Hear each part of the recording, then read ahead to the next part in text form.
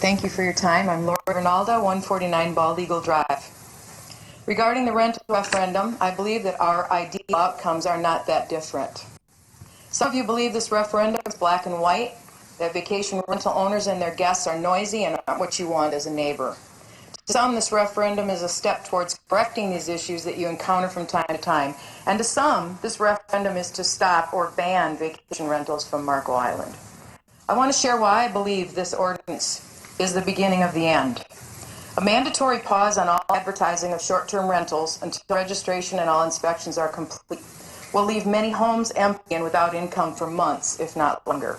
It will impair shops and restaurants for months, if not longer. And this is just the beginning of what I believe is an intended ban on vacation rentals.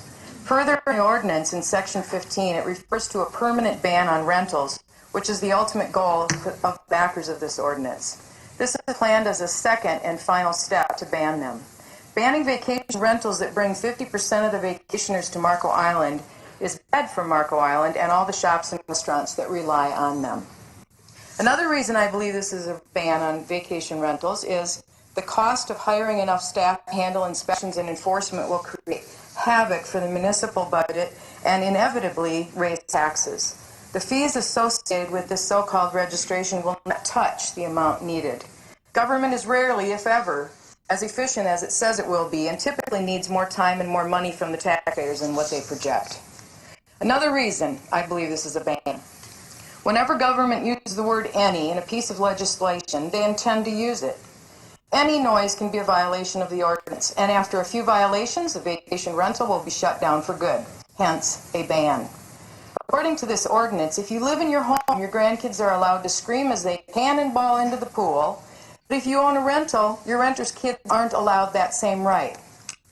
Upon arrival of the home, please take roll of duct tape on the kitchen counter and cover everyone's mouths for the remainder of your stay.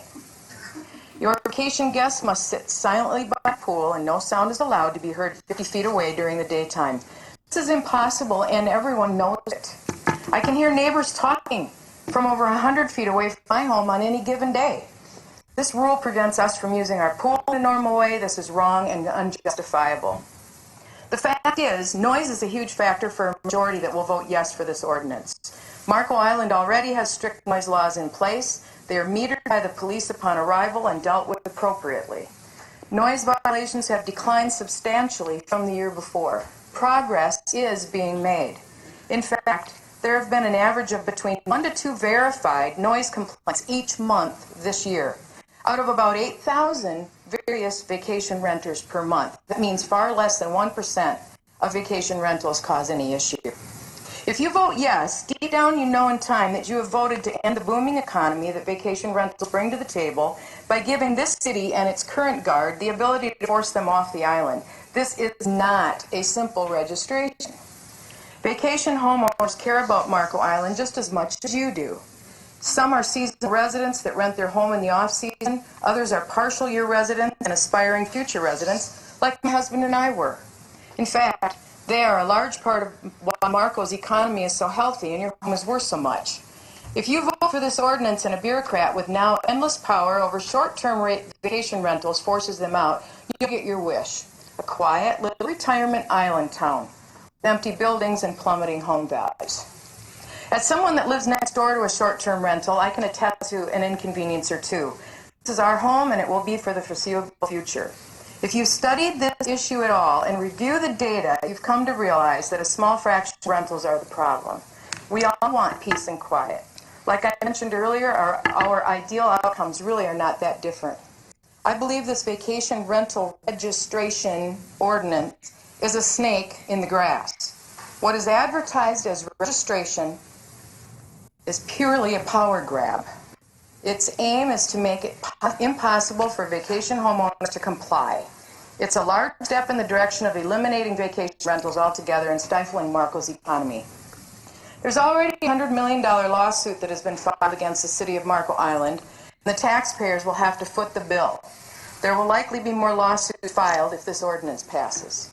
Addressing short-term vacation rental issues shouldn't take 16 pages, and it shouldn't be shrouded under the guise of registration.